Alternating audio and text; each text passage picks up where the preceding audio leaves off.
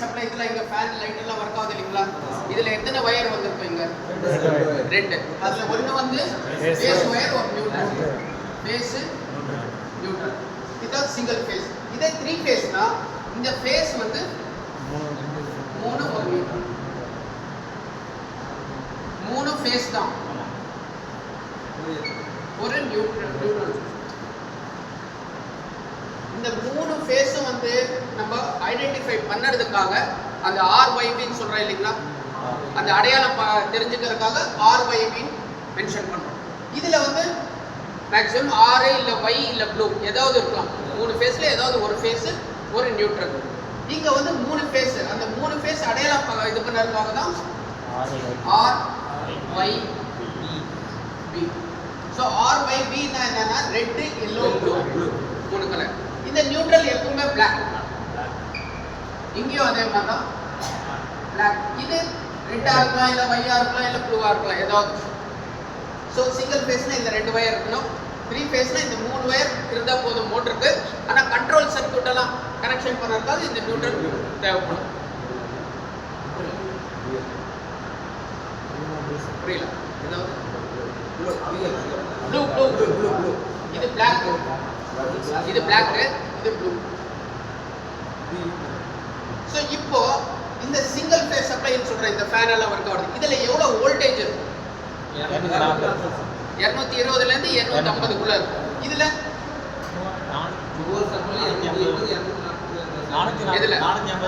இதுல வந்து ஒரு ஃபேஸ் நியூட்ரல் கிடைலனா 220 ல இருந்து 250 குள்ள 220 ல இருந்து 250 குள்ள இருக்குறதா வந்து நார்மல் சப்ளை. அதே மாதிரி இந்த 3 ஃபேஸ் சப்ளைல எவ்வளவு இருக்கும் வோல்டேஜ்? Face to face 400. இல்ல நான் கேக்குறது 3 ஃபேஸ் சப்ளைல எவ்வளவு வோல்டேஜ் இருக்கு? மொத்தமா கேக்குறீங்களா சார்? ஆமா 3 ஃபேஸ் சப்ளைல எவ்வளவு வோல்டேஜ் இருக்கு? 1200. இதுல பாத்தீங்கன்னா 420 ல இருந்து 440. 420 ல இருந்து 440 தான் 3 ஃபேஸ் சப்ளை. சிங்கிள் ஃபேஸ்னா 220 ல இருந்து 250. சோ அந்த 3 ஃபேஸ் சப்ளைல இல்ல சிங்கிள் ஃபேஸ் சப்ளைல அந்த வோல்டேஜ் எப்படி அளக்குறது அப்படினா அதுக்கு ஒரு volt meter. Volt meter symbol இதுதான். Volt meter. இதே இதுல கரண்ட் எவ்வளவு இருக்குன்னு அளக்கணும்னா அம்மீட்டர் யூஸ் பண்ணுவோம். அந்த அம்மீட்டர் சிம்பல் இப்படி இருக்கு. சோ இந்த மாதிரி கனெக்ஷன் பண்றது வந்து parallel connection னு சொல்லுவோம். இந்த கனெக்ஷன் வந்து சீரிஸ். நம்ம அந்த சோலார் பேனல்ல பார்த்தோம் இல்லீங்களா? வந்தவங்கலாம் அதுல ஒன்னொண்ணுக்கு அப்படியே சீரிஸா கனெக்ட் பண்ணிட்டு வராங்களே. அப்ப என்ன ஆகும்னா அந்த வோல்டேஜ் கூடும். 0.5 அப்புறம் 1 1.5 2 அந்த மாதிரி கூடும். அதான் இது சீரிஸ் கனெக்ஷன். இதுல வோல்டேஜ் கூடும். இதுல இருந்து parallel கனெக்ஷன் பண்ணனும்னா வோல்டேஜ் கூடாது. ஒரு இதுல என்ன வோல்டேஜ் இருக்கோ அதான் இருக்கும். சோ இது வந்து வோல்ட் மீட்டர். இதுல கனெக்ட் பண்ணோம்னா வோல்டேஜ் எவ்வளவுன்னு காட்டும். அதை எப்படி கனெக்ட் பண்ணணும்னா இந்த ஃபேஸ்க்கு நியூட்ரலுக்கு இடையில கனெக்ட் பண்ணணும். அப்போ 220 வோல்டேஜ். 220 வோல்டேஜ். இந்த வோல்ட் மீட்டர் கீழ நம்ம இப்படி ஒரு போட்டோம்னா இது AC ன்னு அர்த்தம். இந்த சிம்பல். இதே வோல்ட் மீட்டர்ல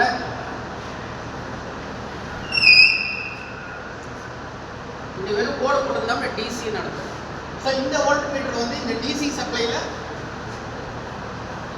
DC ல நம்ம யூஸ் பண்ணிக்குவோம். அப்படினா அது அப்புறம் சொல்றேன். சோ இந்த AC ல இருக்குறது 3 ஃபேஸ் சிங்கிள் ஃபேஸ். இதுக்கெல்லாம் வந்து இந்த மாதிரி இந்த சைன் வேவ் வரும். இந்த அம்மீட்டர் வந்து எப்படி கனெக்ட் பண்ணனும் அப்படினா நான் அத அப்புறம் சொல்றேன். இப்போ இந்த 3 ஃபேஸ் வரணும். இந்த வோல்டேஜ் வந்து 220 ன்னு சொன்னாங்களா? இங்க வந்து 440. சோ அந்த 440 இருக்கும்போது அதை எங்க கனெக்ட் பண்ணனும்னா ஏதாவது 2 ஃபேஸ் இடையில. இப்போ 3 ஃபேஸ் இருக்குங்களா? அதுல ஏதாவது 2 ஃபேஸ் இடையில கனெக்ட் பண்ணோம்னா அந்த 440 காட்டும். அது எப்படின்னா இங்க இருந்து இதுக்கு இடையில கனெக்ட் பண்ணலாம். இல்ல இதுல இருந்து இதுக்கு இடையில இல்ல இந்த ஃபேஸ்க்கும் இந்த ஃபேஸ் இடையில டச் ஆகுமா? ஏதாவது 2 ஃபேஸ் இடையில கனெக்ட் பண்ணோம்னா 440 காட்டும். இதுல ஒரு ஃபேஸ் நியூட்ரல் இடையில கனெக்ட் பண்ணா ஏன்னா இங்க இருக்கிறது இந்த 2 வயர் தான். ஆனா இங்க இருக்கிறது 4 வயர். ஆனா இந்த ஃபேஸ் நியூட்ரல்னா 220. இங்கேயும் நீங்க ஏதாவது ஒரு ஃபேஸ் ஒரு நியூட்ரல் கனெக்ட் பண்ணீங்கன்னா 220 தான் காட்டும். ஃபேஸ் டு ஃபேஸ் தான் 440. ரெண்டு சேர்ந்தா தான் 440. ஆமா. அது ரெண்டு சேர்ந்தா ஃபேஸ்ல கேட்கணும். அந்த 220 தான் காட்டும். ஃபேஸ்லேருந்து ஃபேஸ் ஏதாவது ரெண்டு ஃபேஸ்க்கு நடுவில். இதில் வந்து ஃபேஸும் நியூட்ரல் 220. அதில் ஃபேஸ் டு ஃபேஸ் தான் 440.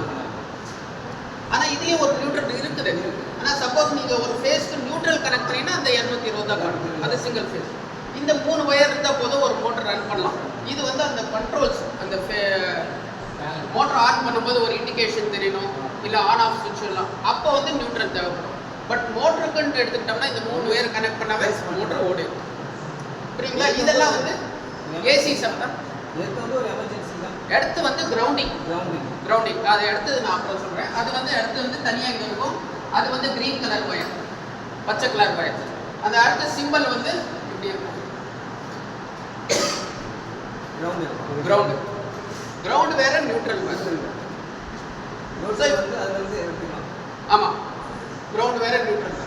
இது டிசி சப்ளைல ஒரே டைப் தான். இதுனா 3 ஃபேஸ் சிங்கிள் ஃபேஸ் இருக்குன்னு இல்லைங்களா? இதில் வந்து ஒரே டைப் தான். அதில் 2 ஒயர் தான் வரும், ஒன்று ப்ளஸ் ஒன்று மைனஸ். இதில் வோல்டேஜ் இந்த 2 வோல்டேஜ் தான், 220 440 அவ்வளோதான். ஆனால் இதில் வந்து 1.5 3 6 அப்புறம் 9 12 அப்படியே போயிட்டு இருக்கு.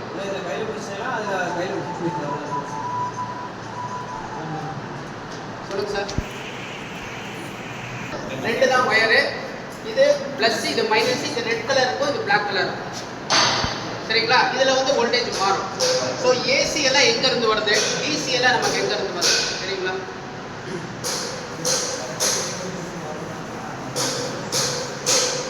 இப்போ ஏசின்னு சொல்லிட்டேன். ஏசினா ஆல்டர்னேட்டிங் கரண்ட், டிசினா டைரக்ட் கரண்ட்.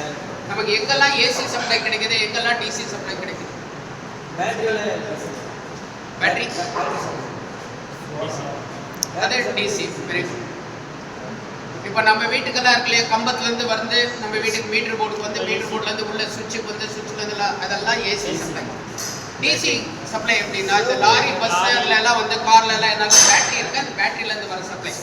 அது இல்லாமல் சோலார் பவர் இருக்கு இல்லைங்களா, அதுலேயே டிசி தான் வரும். விண்ட் மில் இருக்கு இல்லையா, அது இதெல்லாம் வந்து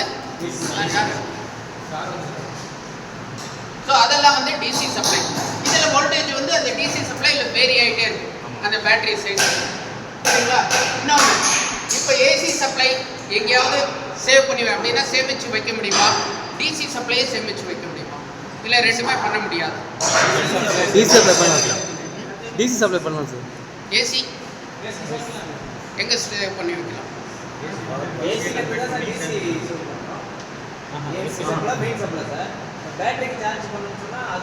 இல்லை, அது அப்புறம் எடுத்து பண்ணுறோம். நான் என்ன சொல்கிறேன்னா, ஏசி சப்ளை எங்கேயாவது சேமிச்சு வைக்கலாமா, இல்லை டிசி சப்ளை தான் சேமிச்சு வைக்கலாமா? ஏசி டிரான்ஸ்ஃபார்மர்னா என்ன சொல்லுங்க. இப்போ 2 கம்பத்துக்கு நடுவில் பெருசாக நம்ம தெருவுலலாம் பார்க்குறோம், அது பேர் தான் டிரான்ஸ்ஃபார்மர். டிரான்ஸ்ஃபார்மர்னா என்ன? சீராக கொடுக்குறது சார். கரண்டை வந்து சீராக கொடுக்குறது. அடுத்தது கரண்டை வந்து சீராக கொடுக்குறது, கரெக்டாக எடுத்து வச்சு. டிரான்ஸ்ஃபார்மர்னா அது ஒரு எலக்ட்ரிக்கல் எக்யூப்மெண்ட். அது என்ன பண்ணுன்னா, நமக்கு இன்புட் வோல்டேஜ் வந்து இப்போ 440 இருக்குன்னு வைங்க வோல்டேஜ். அந்த வோல்டேஜை டிரான்ஸ்ஃபார்மர் என்ன பண்ணுன்னா,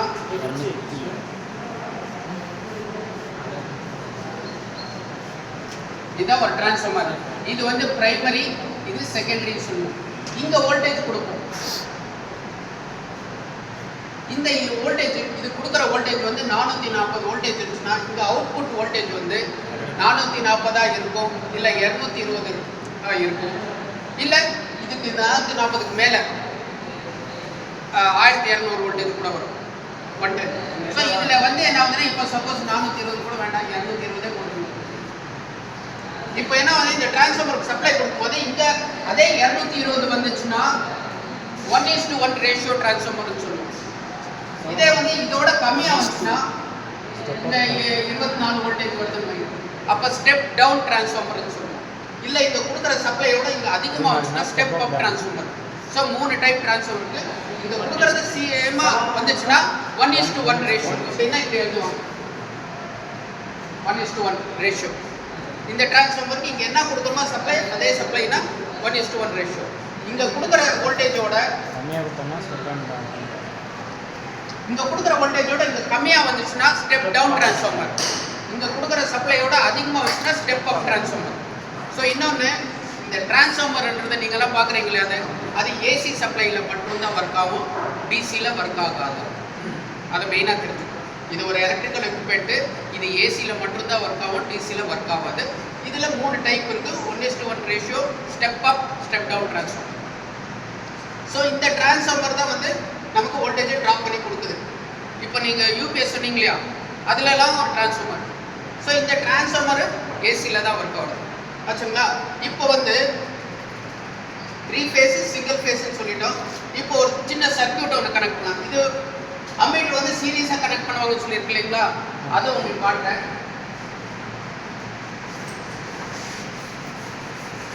அதுக்கு முன்னாடி இந்த டிரான்ஸ்ஃபார்மர் பின்னாடி உங்ககிட்ட ஏதோ ஒரு கேள்வி கேட்டேன்.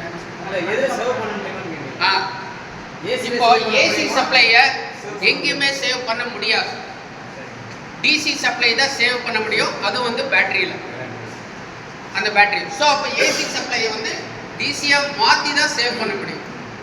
இப்போ நம்ம வீட்டில் 220 வோல்டேஜ் இருக்குது, அந்த வோல்டேஜை சேவ் பண்ணணும் அப்படின்னா என்ன பண்ணணும், ஒரு யூபிஎஸ்ன்றது ஒரு செட்டப் பாக்ஸ் ஒன்று இருக்கும். யார் வீட்டில் யூபிஎஸ் இருக்குது அது செட்டப் பாக்ஸ் ஒன்று. இதுக்கு பேர் என்னன்னா அன்இன்டரப்டட் பவர் சப்ளை, அப்படின்னா தடை இல்லா மின்சாரம் அப்படின்னு. அன்இன்டரப்டட் பவர் சப்ளை யூபிஎஸ் பேர். இதில் வந்து என்னன்னா 2 சர்க்யூட் இருக்கும். ஒன்று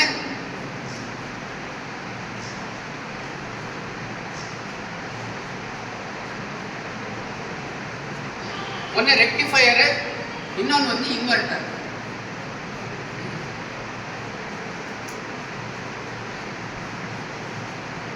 இன்வெர்டர் இப்போ நம்ம வீட்டு யூபிஎஸ் பாக்ஸ் இருக்கு இல்லையா, அதில் 2 சர்க்யூட் இருக்கும். இந்த சர்க்யூட்டோட வேலை என்னன்னா, நம்ம கொடுக்குற ஏசி சப்ளை இருக்கு இல்லைங்களா, அதை வந்து ஏசிலேருந்து டிசியாக மாற்றி கொடுக்கும். ஏசிலேருந்து டிசியாக மாற்றி கொடுக்கும். அந்த வோல்டேஜ் எது வேணாலும் இருந்துட்டு போகுது. இங்கே 220 வோல்டேஜ் இருந்தால் அந்த 220 வோல்டேஜ் டிசியாக மாற்றி கொடுக்கும். இங்கே 12 வோல்ட் ஏசியாக இருந்துச்சுன்னா 12 வோல்ட் டிசியாக மாற்றணும். சமமாக என்ன இருக்கோ வோல்டேஜை மாற்றாது, ஏசியை டிசியாக மாற்றி கொடுக்கும். என்ன வோல்டேஜ் இருக்கோ அதே தான். புரியுதுங்களா? ஸோ இதுக்கு நம்ம கொடுக்கும்போது இன்புட் சப்ளை எவ்வளோ கொடுக்குறோம், 220 வோல்டேஜ் கொடுக்குறோம். அந்த 220 வோல்டேஜை வந்து ஃபர்ஸ்ட் என்ன பண்ணோம், ஒரு டிரான்ஸ்ஃபார்மர் இருக்கும். அந்த டிரான்ஸ்ஃபார்மர்லேருந்து ஸ்டெப் டவுன் பண்ணி 12 வோல்டேஜை மாறும். ஏசி தான் அது, 12 வோல்ட் ஏசியாக மாறும். இந்த 12 வோல்ட் அதே 12 வோல்ட் டிசியாக இந்த ரெக்டிஃபையர் சர்க்யூட் மாற்றி கொடுக்கும். அதை மாற்றி கொடுக்கறதுக்கு உள்ள என்ன இருக்குன்னா டயோடுன்னு சொல்லுவாங்க. அந்த டயோடு மாற்றி கொடுக்கும். ஸோ ஏசிலேருந்து டிசியாக மாற்றி கொடுக்கும். அப்போ அந்த டிசி சப்ளை நம்ம என்ன பண்ணுறோம், பேட்டரியில் ஸ்டோர் ஆகும். பேட்டரியில் ஸ்டோர் ஆகிட்டு எவ்வளோ அது கெப்பாசிட்டி இருக்கோ அதுக்கு தகுந்தப்ப ஸ்டோர் ஆகிடும். சப்போஸ் பவர் கட் ஆகும், இப்போ வந்து பவர் ஆனில் இருக்கும்போது இந்த ஃபேனு லைட்டெல்லாம் ஒர்க் ஆகும். ப்ளஸ் இந்த ரெக்டிஃபையர் மூலமாக பேட்டரியில் போய் ஸ்டோர் ஆகிட்டு அந்த பேட்டரி ஃபுல் ஸ்டோர் ஆச்சுன்னா இது ஆட்டோ கட் ஆஃப் ஆகிடும். அதுக்கப்புறம் சப்போஸ் பவர் கட் ஆகிடுச்சு, அப்போ என்னவா இந்த பேட்டரியில் இருக்கிறது நமக்கு இந்த ஃபேன் லைட்டுக்கு கன்வெர்ட் ஆகி யூஸ் ஆகணும். அப்போ என்ன ஆகுது, இந்த இன்வெர்டர் சர்க்யூட் ஆகும், இது வந்து ஆஃப் ஆகிடும், இந்த சர்க்யூட் ஆன் ஆகும். அதை வந்து ஏசிலேருந்து டிசியாக பார்க்கும்போது இது மட்டும் தான் ஆனில் இருக்கும், இது ஆஃப்ல இருக்கும். இப்போ இது ஆஃப் ஆகிட்டு இது ஆன் ஆகும். இதோட வேலை என்னன்னா டிசியை ஏசியாக மாற்றி கொடுக்கணும். அதே இந்த 12 வோல்ட் டிசியை 12 வோல்ட் ஏசியாக மாற்றி கொடுக்கும். அதுக்கப்புறம் ஸ்டெப் அப் டிரான்ஸ்ஃபார்மர் இருக்கும்ல, அதை என்ன பண்ணும் 220 மாற்றிட்டு அந்த இதில் தான் நமக்கு இதெல்லாம் இருக்கும். ஸோ இதான் வந்து அந்த யூபிஎஸ் உள்ளது. இப்போ உங்களுக்கு நம்ம ஒரு சிம்பிளான ஒரு சர்க்யூட், ஒரு சுவிட்சு ஒரு லேம்ப் எரிய வைக்கிற மாதிரி. அதில் பார்த்தீங்கன்னா இது ஒரு இது ஃபேஸு, இது நியூட்ரல். இப்போ ஃபேஸில் வயர் தான் சப்ளை இருக்கும், நியூட்ரலில் இருக்காது. ஸோ நம்ம சுவிட்செல்லாம் கனெக்ட் பண்ணுறோம் இல்லைங்களா, அது எதில் கனெக்ட் பண்ணணும், இதில் பண்ணணுமா இதில் கனெக்ட் பண்ணணுமா, ஃபேஸில் தான். இந்த சுவிட்சை வந்து கனெக்ட் பண்ணும்போது எப்படி இருக்குன்னா, அந்த சுவிட்சோட சிம்பிள் இதான் சுவிட்ச். இந்த சுவிட்சில் இருந்து மறுபடியும் என்ன பண்ணும், ஒரு லேம்ப்.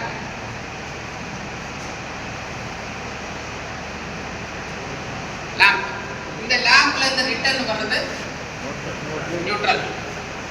கனெக்ட் பண்ணிட்டோம்னா இங்க ஃபேஸ், இது நியூட்ரல். இங்க இருந்து வர சப்ளை இதோட நிக்கும். எப்போ சுவிட்ச் ஆன் பண்றோமோ இது வந்து என்ன ஆகும், இங்க டச் ஆயிடும். அப்போ ஃபேஸ் சப்ளை இங்க வந்து இதுல இருந்து இந்த பல்ப்ல இருக்கிற ஃபிலமெண்ட், இந்த குண்டு பல்ப் பார்த்துருக்கீங்களா, அதுல இருக்கிற ஃபிலமெண்ட், அதுல இருந்து என்னது ரிட்டர்ன் சப்ளை இப்படி வரும். ஸோ இங்க இருந்து வர ஃபேஸ் இங்க டச் பண்ணா ஷாக் அடிக்கும், இங்கெல்லாம் தொட்டா ஷாக் அடிக்காது. ஃபர்ஸ்ட் எப்போ சுவிட்ச் ஆன் பண்றோமோ அப்ப இங்க இருந்து இங்க வரணும். ஸோ இங்க எங்க தொட்டாலும் ஷாக் அடிக்கும். அதுக்கப்புறம் இந்த ஃபிலமெண்ட் வந்து ரெசிஸ்டிவ் மெட்டீரியல். அது எப்படின்னா ஹீட்டிங் எலிமெண்ட். அது என்ன பண்ணணும்னா அந்த சப்ளை போகும்போது அந்த ஃபிலமெண்ட் வந்து ஹீட் ஆகி வெளிச்சத்தை கொடுக்குது. ஹீட் ஆச்சுன்னா ரெட்டிஷ் ஆகுதுங்களா, அந்த பிரைட்னஸ்ல தான் வெளிச்சத்தை கொடுக்குது. அந்த வெளிச்சத்தை கொடுத்து இதெல்லாம் மட்டும்தான் அந்த பழுப்பு அந்த ஃபிலமெண்ட். அதுக்கப்புறம் இது ரிட்டர்ன் சப்ளை வரும். ஸோ இப்போ ஃபுல்லாக இங்கிருந்து சர்க்யூட் தான். சப்போஸ் இங்கே பிரேக் ஆயிடுச்சு அப்படின்னாலும் இங்கேருந்து இது வரைக்கும் தான் சப்ளை போய் இந்த லேம்புக்கு போகாது, லைட் எரியாது. சப்போஸ் இங்கெல்லாம் நல்லா இருக்கு, இந்த ஃபிலமெண்ட் கட் ஆயிடுச்சு அப்படின்னாலும் இது வரைக்கும் பல்ப் வரைக்கும் போயிருக்கும், பல்ப்லேருந்து ரிட்டர்ன் சப்ளை போகாது, அப்பவும் பல்பு எரியாது. பல்பும் நல்லா இருக்கு, இங்கேருந்து நியூட்ரல் இடையில கட் ஆயிடுச்சு, அப்போ என்னவோ அப்பவும் லைட் எரியாது. ஆனால் நீங்கள் இங்கே எங்கே டச் பண்ணாலும், டெஸ்டர் வச்சு எங்கே டச் பண்ணாலும் இது வரைக்கும் லைட் எரியும். அந்த சின்ன பல்புன்னு இருக்கல, அது நியான் பல்புன்னு சொல்லுவாங்க லைட்ல, இது டெஸ்டர்ல. அது இது வரைக்கும் டச் பண்ணால் லைட் எரியும், இதுக்கப்புறம் டச் பண்ணிங்கன்னா லைட் எரியும். ஸோ அப்போ என்ன ஆகுது, இங்கேருந்து ஆக்சுவலாக நியூட்ரல் ஒயர், ஆனாலும் இங்கே என்ன ஆயிடுச்சு, இங்கே நியூட்ரல் கட் ஆனதுனால இது ஃபேஸாக தான் ஆக்ட் பண்ணும், நியூட்ரலாக ஆக்ட் ஆகாது. ஸோ அப்போ என்ன ஆகும், இங்கே தொட்டா ஷாக் எடுக்கும். ஆனால் இங்கேருந்து ஜாயின் ஆகிடுது, சுவிட்சை ஆன் பண்ணுறோம், லைட் எரியுது, எரியும் போது நியூட்ரல் அப்படியே கனெக்ட் ஆகுது. அந்த நேரத்தில் நம்ம இதுக்கு அந்த எங்கே தொட்டாலும் ஷாக் அடிக்காது, அடுக்கவும் கூடாது, சரிங்களா? ஆனால் இங்கேருந்து இது வரைக்கும் எங்கேயாவது வச்சிங்கன்னா ஷாக் அடிக்கும். ஸோ இதான் ஒரு சிம்பிளான சர்க்யூட்டு. ஃபேஸு, ஒரு சுவிட்சு, ஒரு லேம்ப் வந்து ரிட்டர்ன் நியூட்ரல்.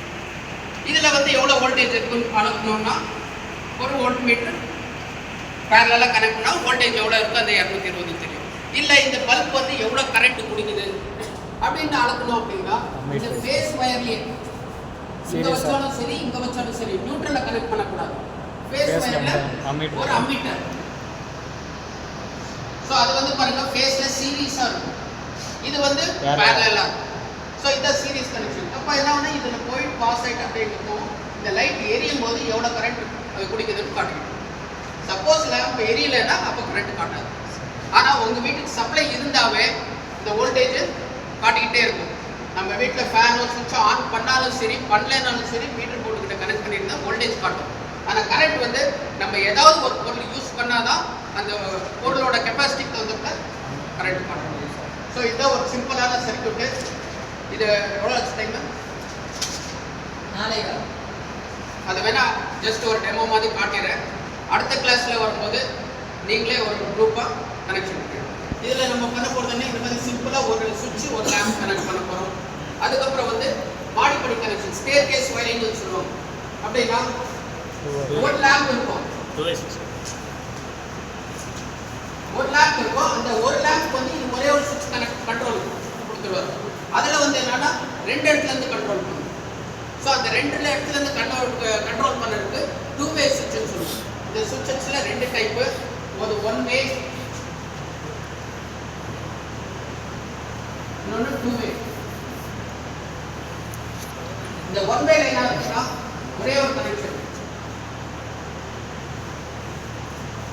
2 வேனா இங்க இருக்கும்,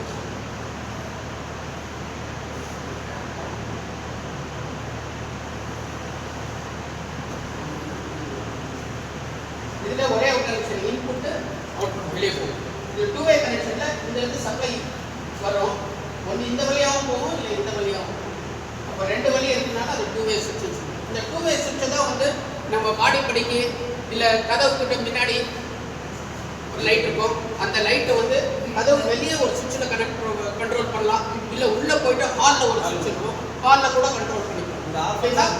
ஒரு லேம்பில் 2 இடத்துலேருந்து கண்ட்ரோல், இதே சுவிட்சில் ஆன் பண்ணி இதே சுவிட்சில் ஆஃப் பண்ணலாம், இல்லை இதில் ஆன் பண்ணிட்டு உள்ளே போயிட்டு ஆஃப் பண்ணிக்கலாம், உள்ளே ஆன் பண்ணி வெளியே வந்து ஆஃப் பண்ணிக்கலாம், எது வேணாலும் பண்ணலாம். அப்போ வந்து 2 2 வே சுவிட்ச். இந்த லேம்பெல்லாம் கண்ட்ரோல் பண்ணும்போது ஒரு சுவிட்ச். ஸோ இந்த சுவிட்சை ஆன் பண்ணோம்னா தான் இந்த ஃபேன் ஒர்க் ஆகும். அதே சுவிட்சை தான் போய் ஆஃப் பண்ணும். ஆனால் இதில் 2 சுவிட்ச் இருக்கும். ஒன்று ஆன் பண்ணிட்டு இன்னொன்று ஆஃப் பண்ணலாம், இன்னொன்று ஆஃப் பண்ணிட்டு இன்னொன்று ஆப்போசிட்டாக அப்படியே பண்ணலாம். இன்னொன்று இந்த சுவிட்செல்லாம் நார்மலாக எவ்வளோ இருக்கும்? ஒரு 50 ரூபாய்க்குள்ளே இருக்கும். இதுவும் கிட்டத்தட்ட சேம் அதே தான். இன்னொரு இன்டர்மீடியட் சுவிட்ச் இருக்குது, அது லாஸ்ட்டில் உங்களுக்கு காட்டுறேன். அந்த இன்டர்மீடியட் சுவிட்ச் வந்து கிட்டத்தட்ட 900 ரூபா இருக்கும். சேம் இவ்வளோ தான் இருக்கும் சைஸ். நான் காட்டுறேன், அது 900 ரூபாய். அது இங்கே யூஸ் பண்ணல, இப்போ தான் புதுசாக எல்லாம் வந்துட்டு இருக்கு. அது இங்கெல்லாம் பார்த்தீங்கன்னா கடைகளுக்கெல்லாம் இன்னும் சரியாக வர்றதில்லை, ஏன்னா காஸ்ட்லி ஒர்க் இருக்கும். ஃபாரின்லலாம் அது யூஸ் பண்ண ஆரம்பிச்சிட்டாங்க. அது லைனாக இருக்கும். இப்போ 2 இடத்துலேருந்து அது கண்ட்ரோல் பண்ணுறோம். இந்த ஒரு லேம்பை அந்த இன்டர்மீடியட் சுவிட்ச் பண்ணோம்னா அந்த ஒரு லேம்பில் நிறைய இடத்துல வந்து கண்ட்ரோல் பண்ணும். எங்கேருந்து எங்கெல்லாம் வைக்கிறோமோ அங்கெல்லாம் கனெக்ட் பண்ணிக்கலாம். இது அப்படி இல்லை, 2 சுவிட்ச் தான் வைக்க போகிறோம். 2 இடத்துல வந்து மட்டும் தான் கண்ட்ரோல். அந்த இன்டர்மீடியட் சுவிட்ச் வந்து நிறைய இடத்துல வந்து கண்ட்ரோல் பண்ணிக்கலாம். அது இன்னும் இந்தியாவுக்கு இப்போ தான் வந்துருக்கு, இன்னும் வரல. ஆனால் சுவிட்ச் இருக்குது, வாங்கி வச்சுருக்கோம். ஆன்லைனில் மட்டும்தான் கிடைக்கும். 950 ரூபா நாங்கள் வாங்கும்போது. ஸோ இந்த மாதிரி தான் இது சிம்பிளான கனெக்ஷனு. இதுக்கு வந்து ஸ்டேர் கேஸ் ஒயரிங்னு சொல்லுவோம், மாடிப்படி கனெக்ஷனு. அதுக்கு நான் அடுத்த கிளாஸில் அந்த சர்க்யூட் எழுதி போடுறேன். அது ஒன்று. அதுக்கப்புறம் உங்களுக்கு சொன்னேன் இல்லைங்களா, series connection, parallel connection. So சீரீஸில் வந்து ஒரு 2 லேம்ப், ஒரு சுவிட்சு. ஒரு சுவிட்சில் இந்த 2 லேம்பை வந்து கனெக்ட் பண்ணுறோம். கனெக்ட் பண்ணும்போது பேரலில் கனெக்ட் பண்ணுறோம்.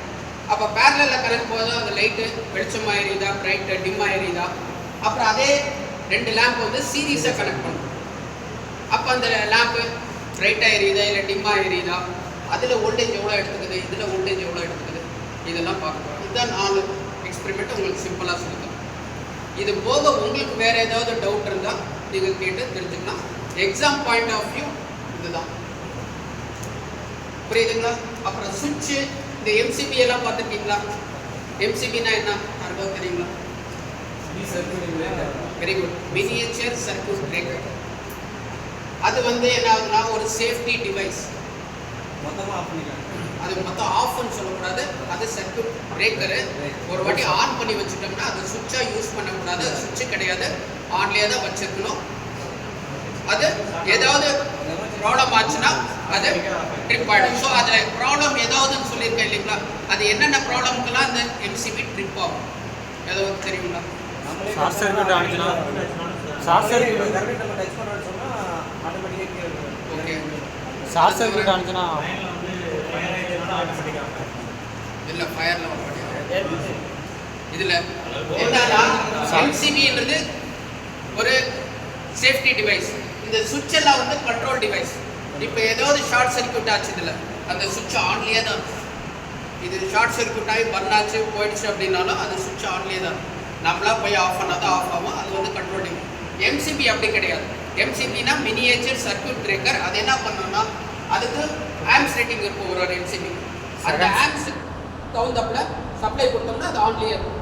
அந்த ஆம்ஸ் ரேட்டிங்கோட அதிகமாக கொடுத்தோம் அப்படின்னா ஓவர்லோடு கொடுத்தா எம்சிபி ட்ரிப் ஆகும். அல்லது ஷார்ட் சர்க்யூட். ஷார்ட் சர்க்யூட்னா இந்த ஃபேஸ் நியூட்ரல் சொன்னேன் இல்லைங்களா, அந்த ஃபேஸ் நியூட்ரல் எங்கேயாவது டச் ஆச்சுன்னா ஃபயர் ஆகும். ஸோ அந்த மாதிரி ஆச்சுனாலும் ட்ரிப் ஆகும். புரியுதுங்களா? ஸோ ஷார்ட் சர்க்யூட்டு இல்லை ஓவர்லோடு ஆச்சுன்னா எம்சிபி ட்ரிப் ஆகும். இன்னொன்று ELCP, earth leakage circuit. Very good, earth leakage circuit breaker. அப்படின்னா இந்த எக்யூப்மெண்ட்டில் கனெக்ட் பண்ணியிருக்கோம். இந்த எக்யூப்மெண்ட்லேருந்து ஏதாவது ஒரு சின்ன கம்பி ஒயர், ஏதாவது கிரவுண்டு நான் சிம்பிள் கொடுத்தேன் இல்லைங்களா, இந்த சிம்பிள் அந்த இதுக்கு கிரவுண்டு டச் ஆகுது. இல்லை ஒரு எக்யூப்மெண்ட் இருக்குது, உள்ள காயில் இருக்குது, அந்த காயிலேருந்து ஒரு ஒயர் இந்த பாடிக்கு டச் ஆகுதுன்னு வைங்க, அப்போ என்ன உடனே ட்ரிப் ஆகும். வந்து இந்த இஎல்சிபி வந்து ஃப்ராக்ஷன் ஆஃப் செகண்ட் அங்கே நம்ம கை வச்சுட்டு பண்ணுறதுக்குள்ள ட்ரிப் ஆகிடுது. ஆனால் எம்சிபி டைம் எடுக்கும். இப்போ ஓவர்லோடுன்னா அது 6 ஆம்ஸ்னா அதில் 3 மடங்கு அதிகமாக கொடுத்தோம்னா தான் ட்ரிப் ஆகும். இல்லை 6 ஆம்ஸ் கெப்பாசிட்டி இருக்குன்னா 6 ஆம்ஸ் கொடுத்தோம்னா அது ரன்னிங்லேயே தான் இருக்கும். 8 ஆம்ஸ் கொடுத்தாலும் ரன்னிங்லேயே தான் இருக்கும். ஆனால் டைம் அதிகமாக எடுக்கும்.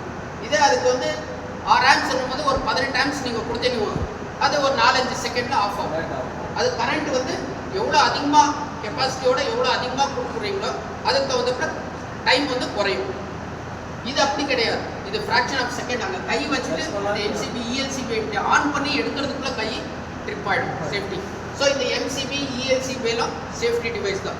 இதெல்லாம் எப்படி இதெல்லாம் வந்துச்சு அப்படின்னா, ஃபஸ்ட்டு இதுக்கு முன்னாடி நம்ம என்ன யூஸ் பண்ணிகிட்டு இருந்தோம், ஃபியூஸ். சேஃப்டி டிவைஸாக வீட்டில் ஃபியூஸ் யூஸ் பண்ணிட்டு இருந்தோம்.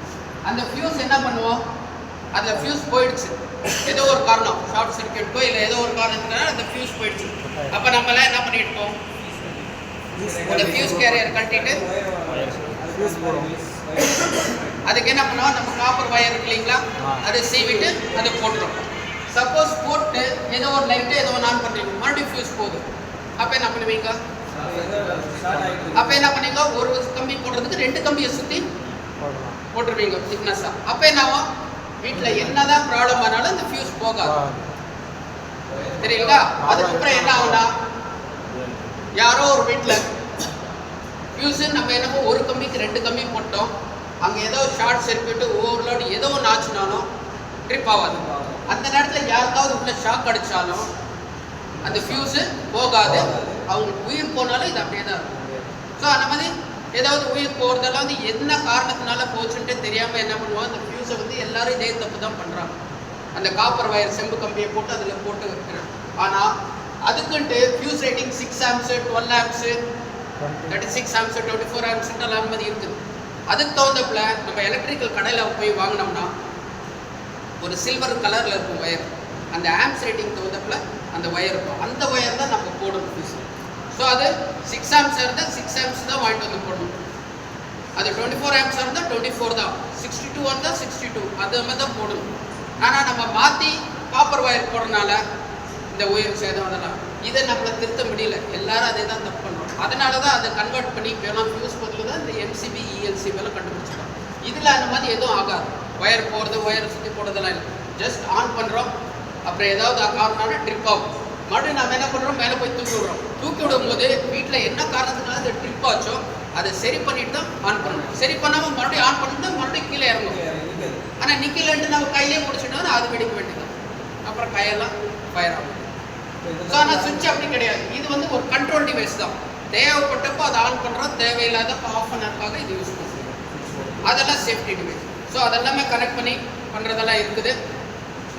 மெயின் என்னன்னா இந்த பேருங்க, அப்போ லைட் எரியும்போது ஒன்று எது ஃபேஸ் ஒயர் எது நியூட்ரல் ஒயர், அந்த சுவிட்சுனா எது 1 வே சுவிட்சுனா 2 வே சுவிட்ச், இந்த மாதிரி இதெல்லாம் கேள்விங்க உங்களுக்கு ப்ராக்டிக்கல் நடக்கும்போது கேட்பாங்க. ஸோ அதெல்லாம் நோட் பண்ணி வச்சுக்கிட்டு அதெல்லாம் தெரிஞ்சுக்கலாம். நாளிலேருந்து நம்ம ஒரு எக்ஸ்பெரிமெண்ட்டை பண்ணிடலாம். மொத்தம் 4 எக்ஸ்பெரிமெண்ட் பண்ணோம். அதை தவிர வேறு ஏதாவது வேணும்னா கூட சரி.